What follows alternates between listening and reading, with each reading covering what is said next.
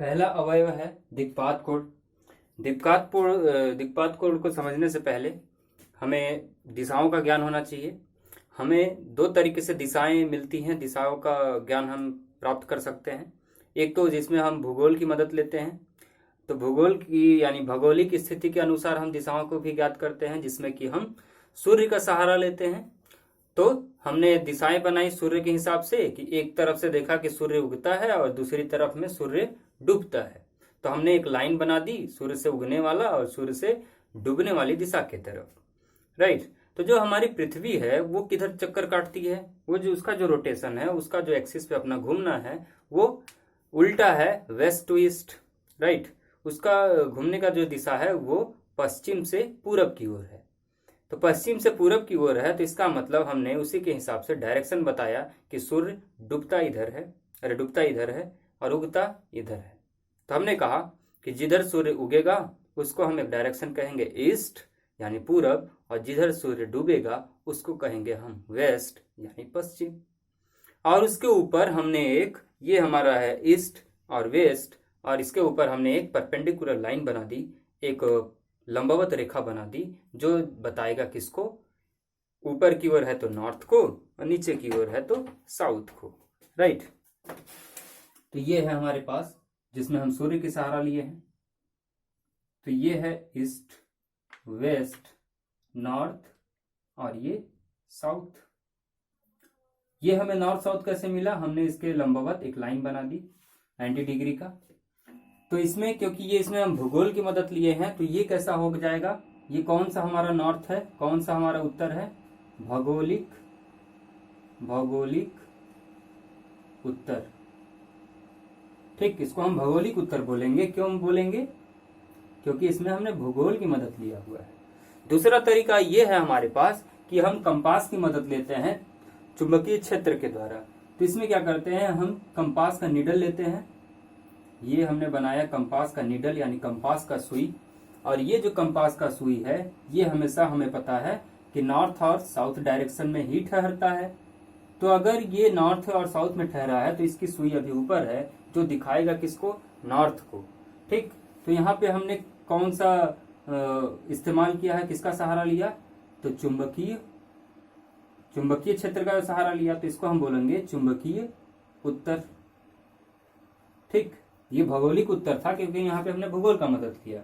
ये चुंबकीय प्रभाव के कारण हम दिशाओं को ज्ञात कर रहे हैं, तो हम इसको बोलेंगे चुंबकीय उत्तर। और ये कैसा साउथ हो जाएगा, चुंबकीय दक्षिण। राइट। अब हमें पृथ्वी के लिए पूरा करना है, तो पृथ्वी के लिए हम कैसे करेंगे, तो सबसे पहले हम ड्रॉ करेंगे एक पृथ्वी। एक ड्रॉ कर लेते हैं हम पृथ्वी पहले। ये है हमारी पृथ्वी, समझ लीजिए। पृथ्वी का ये रहा एक्सिस, ये एक्सिस यानी अक्ष, ये नॉर्थ और ये साउथ। इधर क्या रहेगा, ईस्ट रहेगा, इधर क्या रहेगा, वेस्ट रहेगा। राइट। और पृथ्वी अपने अक्ष से लगातार चक्कर काट रही है, चक्कर काटेगी तो यहां से ये ऐसा कुछ चक्कर काटेगी। राइट। ये थोड़ा सा टेढ़ा हो गया, टेढ़ा नहीं होना चाहिए था।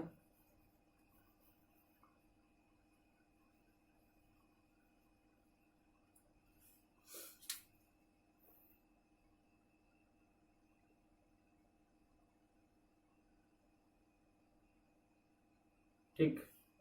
तो ये वाला जो है, ये जो पृथ्वी का हिस्सा है, इसको हम बोलेंगे, ये जो नॉर्थ है यानी उत्तर की दिशा बता रहा है, इसको हम बोलेंगे भौगोलिक उत्तर। ठीक। ये क्या कैसा हो जाएगा, भौगोलिक, अब मैं बार बार भौगोलिक नहीं लिखूंगा, भौगोलिक पूर्व, भौगोलिक दक्षिण, दिख रहा है ना,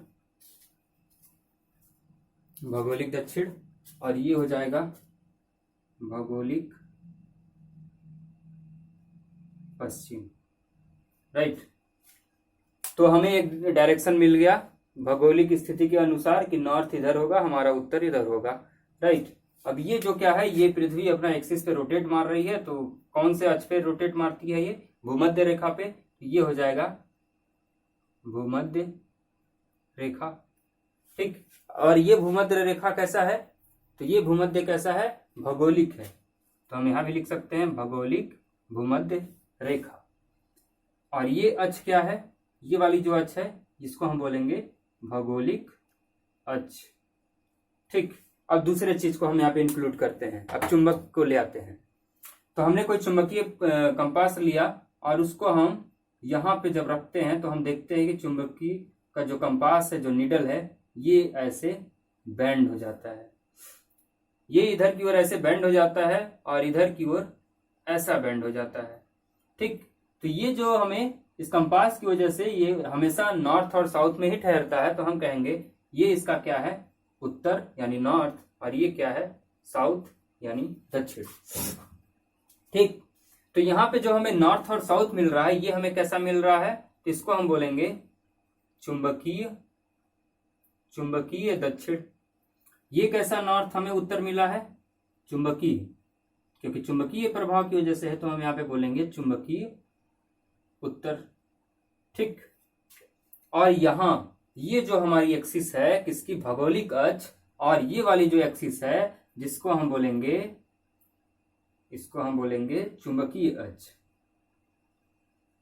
भौगोलिक अक्ष और चुंबकीय अक्ष के बीच में, जो कि दोनों उत्तर की दिशा में है, उनके बीच में एक कोण बनता है और उसी कोण को हम बोलते हैं दिक्पात कोण, और इस दिक्पात कोण को हम दिखाते हैं अल्फा से। ठीक, तो ये अल्फा क्या है हमारा, ये अल्फा ही हमारा दिक्पात कोण है। राइट, ये अल्फा ही क्या है, हमारा दिक्पात कोण है। और ये जो हमारी नॉर्थ और साउथ है, ये भी रोटेट करेगा, ये भी ऐसे टर्न करेगा, घूमेगा। तो ये कैसा घूमेगा, ये कुछ ऐसा घूमेगा अपनी एक्सिस पे ऐसे। ठीक, तो इसको हम बोल सकते हैं, ये भौगोलिक भूमध्य रेखा था, तो ये क्या हो जाएगा, चुंबकीय भूमध्य रेखा। ठीक, तो इसलिए हम यहाँ पे डेफिनेशन बनाया है चुंबकीय दिक्पात कोण का, क्या, किसी स्थान पर चुंबकीय यामोत्तर तथा भौगोलिक यामोत्तर के बीच बना कोण दिक्पात कोण कहलाता है। दिक्पात कोण को हम अल्फा से डिनोट करते हैं। ये रहा हमारा चुंबकीय भौगोलिक यामोत्तर, ये ब्लैक वाली लाइन, और ये वाली ब्लू वाली लाइन क्या है, हमारा चुंबकीय यामोत्तर, और इन दोनों रेखाओं के बीच एक कोण बन रहा है अल्फा, जिसको हम बोलते हैं क्या, दिक्पात कोण। अब ये सारी चीजें आपको समझ में आ गई होंगी, लेकिन अभी भी एक चीज आपके मन में डाउट बन रहा होगा, क्या, कि सर आपने तो यहाँ पे यामोत्तर लिखा है और यहाँ पे तो जो एंगल बन रहा है वो भौगोलिक उत्तर और चुंबकीय उत्तर के बीच बन रहा है। तो यामोत्तर क्या होता है, यामोत्तर एक सतह ही है। सतह को हम प्लेन को, समतल को दिखाते हैं, जो कि बहुत सारे बिंदुओं को मिला के बनाया जाता है।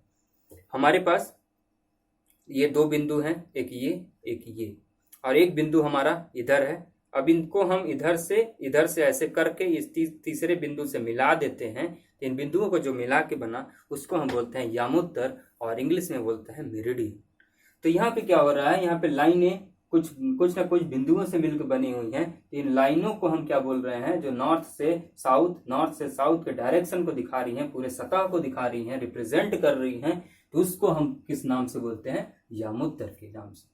तो आप डेफिनेशन याद रखिएगा कि चुंबकीय यामोत्तर और कौन सा यामोत्तर, भौगोलिक यामोत्तर से बना कोण क्या कहलाता है, दिक्पात कोण। अब हम बढ़ते हैं आगे की ओर और अगला लेंगे नमन कोण, एंगल ऑफ डीप। नमन कोण को चलिए समझते हैं। सबसे पहले हम एक पृथ्वी लेते हैं। ये है हमारी पृथ्वी का ये वाला हिस्सा नॉर्थ, ये वाला हिस्सा साउथ।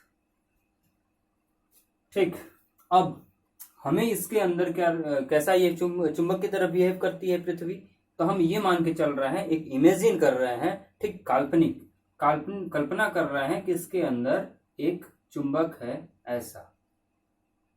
ठीक, किसके अंदर, पृथ्वी के अंदर एक चुंबक है ऐसा, ये हम मान के चल रहे हैं। ये रियल में नहीं है, बल्कि हम ऐसा मान रहे हैं, काल्पनिक। अब हमें इस चुंबक का दिशा दिखाना है। अब आपने एक चीज रटा है क्या, कि चुंबक हमेशा नॉर्थ और साउथ डायरेक्शन में ही ठहरता है, उत्तर दक्षिण दिशा में ही ठहरता है। तो इस हिसाब से तो आप कहेंगे कि यहाँ पे नॉर्थ होगा और यहाँ पे साउथ होगा, राइट। तो ये अगर चुंबक है, इस चुंबक को अगर पृथ्वी के संपर्क में आप ऐसे लाएं तो ये नॉर्थ ये साउथ अगर कहते हैं, तो चुंबक भी एक चुंबक बोल रहे हैं, पृथ्वी भी एक चुंबक की तरह व्यवहार करती है। तो इसका नॉर्थ ये है, इसका साउथ ये है। तो आप मेरे को एक चीज बताइए कि अगर ये नॉर्थ और ये भी साउथ अगर हो जाता है तो ये तो सेम ध्रुव हो गए, सेम पोल हो गए। तो सेम पोल एक समान ध्रुव क्या करते हैं, आकर्षण विकर्षण विकर्षण करते हैं। तो क्या ये संभव है? नहीं। यहां भी साउथ यहां भी साउथ आ जाएगा तो ये दोनों तो आपस में आकर्षण करने विकर्षण करने लगेंगे, तो ये संभव नहीं है। तो इसलिए इसका डायरेक्शन, जिसको आप कल्पना करके चल रहे हैं कि ये चुंबक है पृथ्वी के अंदर, इसका डायरेक्शन आपको दिखाना पड़ेगा साउथ और इसका डायरेक्शन दिखाना पड़ेगा नॉर्थ। क्यों? क्योंकि नॉर्थ और साउथ ही बीच आकर्षण होता है, यही एक दूसरे को अट्रैक्ट कर सकते हैं, वरना नहीं। तो इसलिए हम इसका डायरेक्शन ऐसा दिखाएंगे, ठीक। तो अगर आपको लिखना होगा एक लाइन तो आप समझने के लिए लिख भी सकते हैं कि पृथ्वी के अंदर जो काल्पनिक चुंबक होता है उसका दक्षिणी ध्रुव पृथ्वी के उत्तरी ध्रुव की ओर होता है, ठीक। क्या लिखेंगे आप कि पृथ्वी के अंदर जो काल्पनिक चुंबक होता है उसका दक्षिणी ध्रुव पृथ्वी के उत्तरी ध्रुव की ओर होता है, या पृथ्वी के उत्तर दिशा की ओर होता है। इतना आप लिख लीजिएगा, राइट। अब इसके चारों तरफ हम एक चुंबकीय क्षेत्र बनाते हैं, ठीक, यानी कि जिसको हम बोलेंगे वैद्युत क्षेत्र। हमें पता है वैद्युत क्षेत्र का दिशा कि बाहर में नॉर्थ से साउथ की ओर और अंदर में साउथ से नॉर्थ की ओर जाता है, यही हमने पढ़ा है ना। तो हम चलिए बनाते हैं ये ऐसा, इसका दिशा ऐसा रहेगा, ऐसा ऐसे, ठीक।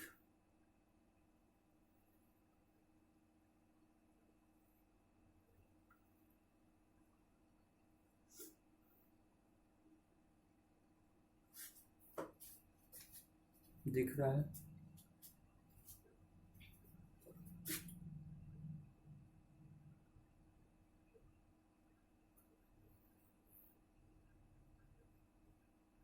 ये डायरेक्शन हो गया। तो ऐसे बहुत सारे ये वैद्युत क्षेत्र की ऐसे दिशाएं, रेखाएं निकली होंगी चुंबकीय क्षेत्र की, ये ऐसे। तो हमारा नमन कोड ये कहता है कि इसका जो चुंबकीय क्षेत्र का दिशा है, ये है क्या है, हमारा पूरा चुंबकीय क्षेत्र है। तो जो भी हमारे चुंबकीय क्षेत्र की दिशा है और जो क्षैतिज की दिशा है उसके बीच का जो कोण बनता है, जिसको हम बोलते हैं नमन कोण, और वह कोण कितना बनता है, थीटा बनता है। तो उसको दिखाने के लिए, इसको बताने के लिए हमें क्या करना पड़ेगा, हमें इसके पृथ्वी की सतह से एक कोण बनाना पड़ेगा। तो इस पृथ्वी की सतह से जब आप एक कोण बनाएंगे कहीं पे भी, जैसे कि आपने बनाया यहां से क्षैतिज सतह से एक कोण को ऐसे बनाएंगे आप, तो यहाँ पे जो थीटा मिलेगा आपको, जो कि एक क्षैतिज और चुंबकीय क्षेत्र की दिशा के बीच का कोण है, उसको हम कहेंगे क्या, नमन कोण। तो ऐसा आप कहीं भी बना सकते हैं, इधर भी बना सकते हैं इसके लिए।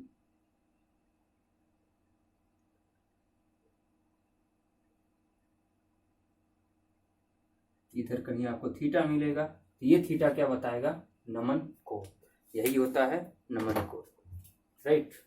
तो अब डायग्राम को बना लीजिएगा और डेफिनेशन को भी अच्छे से पढ़ लीजिएगा।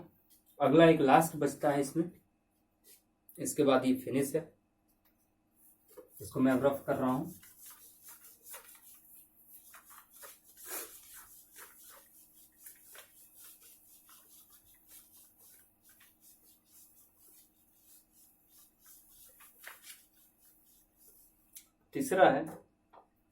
तीसरा क्या था, घटक पृथ्वी के चुंबकीय क्षेत्र का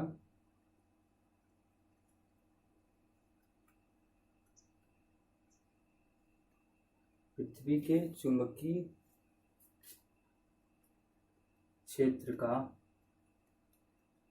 क्षैतिज घटक, यही था। तो इसमें आपको थोड़ा सा कैलकुलेशन करना पड़ेगा। कैलकुलेशन क्या, हमें घटक ज्ञात करना है। तो एक छोटा सा डायग्राम आप बनाएंगे। ये है क्षैतिज, हमें क्षैतिज घटक ज्ञात करना है।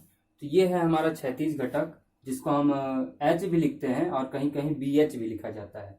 और ये है हमारा चुंबकीय क्षेत्र की दिशा, और इसके बीच एक कोण बनता है जिसको बोलेंगे हम थीटा। क्षैतिज से अभी पढ़े हमने कि नमन कोण होता है। थीटा क्या है, नमन कोण। एच क्या है यहाँ पे, क्षैतिज घटक। बी क्या है, चुंबकीय क्षेत्र है, ठीक, जिनके बीच बना थीटा कोण। और ये अब यहाँ पे हम क्या बनाएंगे, यहाँ पे हम एक बनाएंगे समांतर चतुर्भुज। तो ये ऐसा बनाएंगे तो ये हमें ऊर्ध्वाधर मिल जाएगा, और एक डायरेक्शन में हमें क्या मिल जाएगा, एक डायरेक्शन में हमें क्षैतिज दिशा मिल जाएगा। तो ये बराबर किसके साथ होता है, जिसके साथ ये थीटा रहता है उसको हम बोलते हैं कॉस थीटा। तो यहाँ पे हमें जो मिलेगा वो मिलेगा B cos theta, B cos theta. यहाँ पे जो हमें मिलेगा इसको हम, क्योंकि ये ऊर्ध्वाधर में, तो इसको हम वी लिख सकते हैं। और ये वी किसके बराबर होगा, वी साइन थीटा। ऊर्ध्वाधर में हमेशा क्या रहता है, साइन थीटा, जिसके साथ थीटा नहीं बनता है, राइट।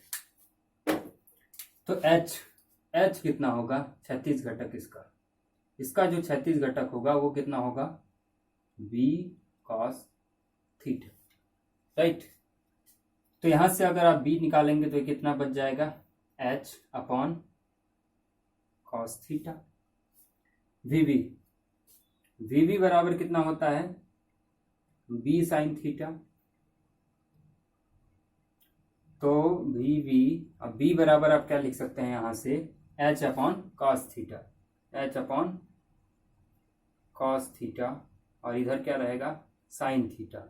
तो साइन थीटा और कॉस थीटा क्या हो जाता है, टैन थीटा। तो यहाँ पे आप लिख सकते हैं क्या, टैन थीटा बराबर कितना, वी अपॉन एच, ठीक। और इसी एच को ऐसा भी बुक में लिखा जाता है, कंफ्यूज मत होइएगा, इसको हम ऐसा भी लिख सकते हैं, टैन थीटा बराबर वी अपॉन, वी क्या है, चुंबकीय क्षेत्र ऊर्ध्वाधर में, और ये बी एच क्या बता रहा है, चुंबकीय क्षेत्र किसमें, इसमें क्षैतिज की ओर, ठीक। वी अपॉन बी एच भी लिख सकते हैं, तो आप कंफ्यूज मत होइएगा, दोनों रिलेशन सही है। अगर आप इसकी परिभाषा बनाना चाहते हैं तो आप ऐसा बना सकते हैं कि जो भी चुंबकीय क्षेत्र का क्षैतिज घटक होता है वह ऊर्ध्वाधर में चुंबकीय क्षेत्र और तथा क्षैतिज में चुंबकीय क्षेत्र का अनुपात बराबर होता है किसके, टैन थीटा के, मतलब टैन नमन कोण के। तो ऐसा करके आप परिभाषा भी बना सकते हैं। तो इसी के साथ इस चैप्टर को हम समाप्त करते हैं। धन्यवाद।